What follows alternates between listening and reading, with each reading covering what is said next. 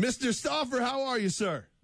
Good. How you guys doing? Fantastic. It's your Armen and Levack, ESPN Radio 104.5 The Team.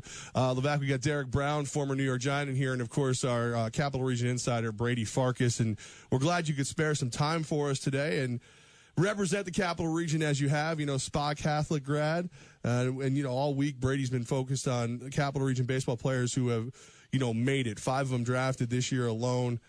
And you're kind of the trailblazer, Tim. What's it feel like to know you got all these young guys coming out behind you and following your path? You've made it look like it's possible.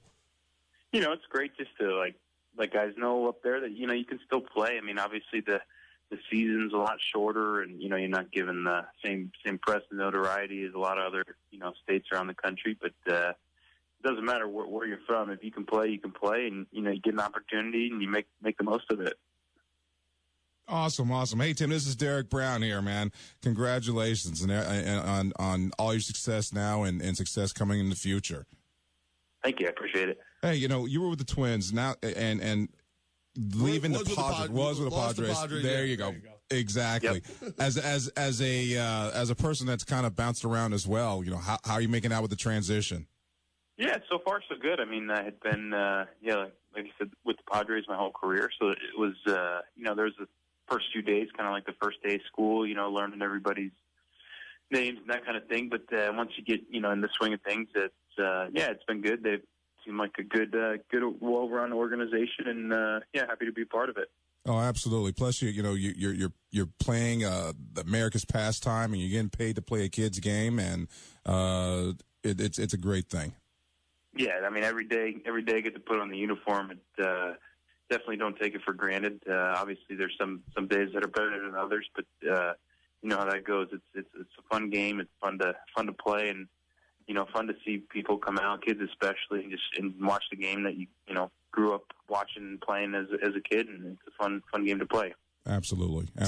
Tim, the Twins have been down over the last couple of years, but they've been on the rise quietly. Joe Mauer, we know about. Brian Dozier, last year All-Star Home Run Derby participant. Phil Hughes. What's the vibe around Minnesota right now with the new manager and Paul Molitor?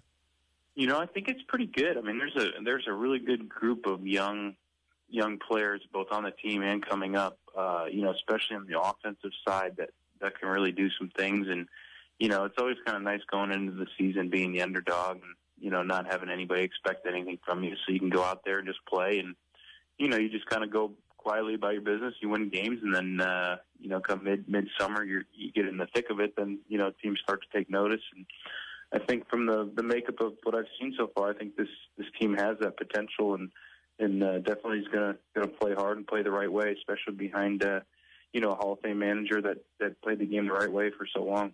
Tim, you're heading to the AL Central. You're out of the NL West. You're going to Miguel Cabrera, Jose Abreu, a lot of great hitters in that environment in the AL Central. I was a college pitcher. There was always a few guys I just did not want to come see. Who's one guy that you just don't want to see step into the box?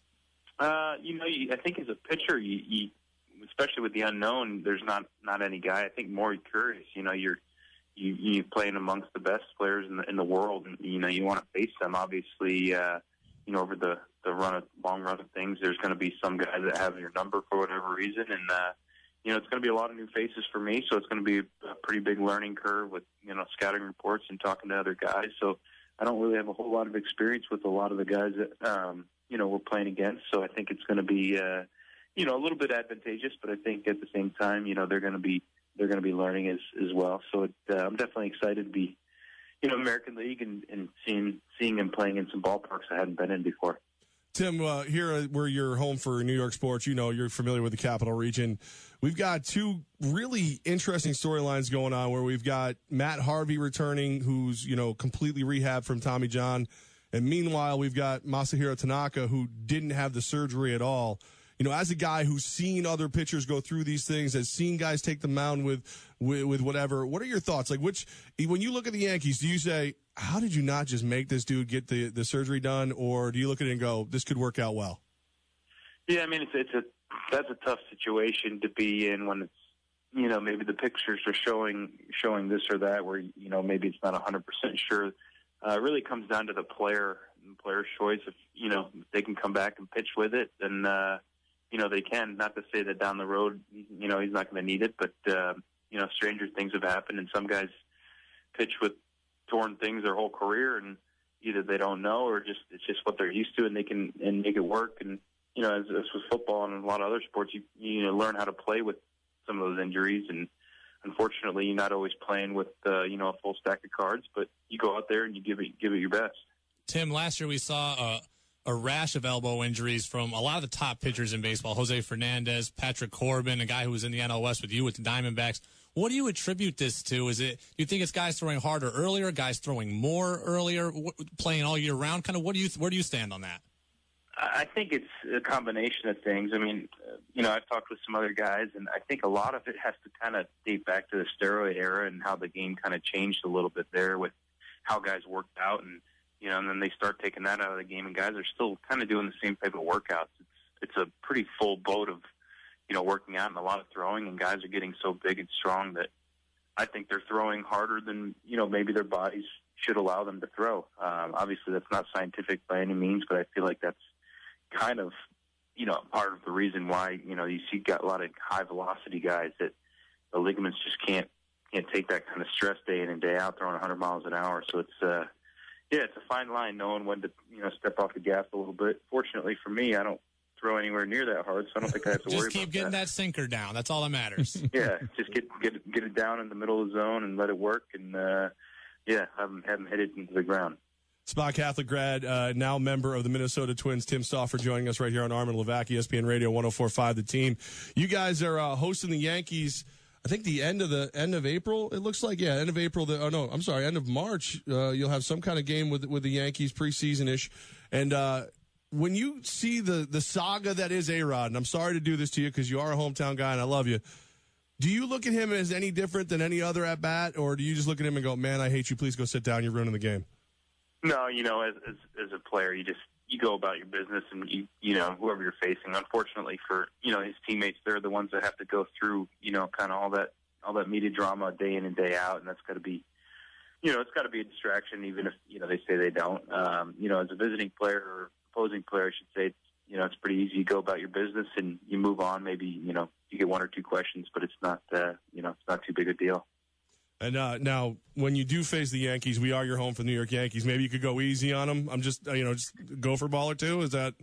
I can't make any promises, but maybe I'll have the day off that day. We'll see. And say hi to Phil Hughes for us. I mean, we raised him from a pup, and now he's yours. Yeah, he did a great job for them last year. He's a good guy, good guy to have anchored around your staff, and they're fortunate to have him on board there for a few more years. And definitely a guy that's been kind of in the prime of his career right now. Tim Stauffer, pitcher for the Minnesota Twins, formerly of the San Diego Padres. Before that, going back to Spa Catholic right here in the area. We wish you nothing but the best, my friend. All joking aside, so proud of what you do and the way you represent the Capital Region. I mean, to have a pro athlete come from the Capital Region and, just be an upright guy who just goes out and pitches and pitches well, we really appreciate you back here at home. I appreciate it, guys, and thanks for having me on today. Well, we're going to keep harassing you. You go out there and you mow them down as long as they're not wearing pinstripes, and we'll keep harassing you and bring you back whenever we get a chance. Sounds good. Thank you so much. Tim Stauffer right there, Minnesota Twins, newest member of the Minnesota Twins, and just a good guy. Yeah, that was cool. That was cool.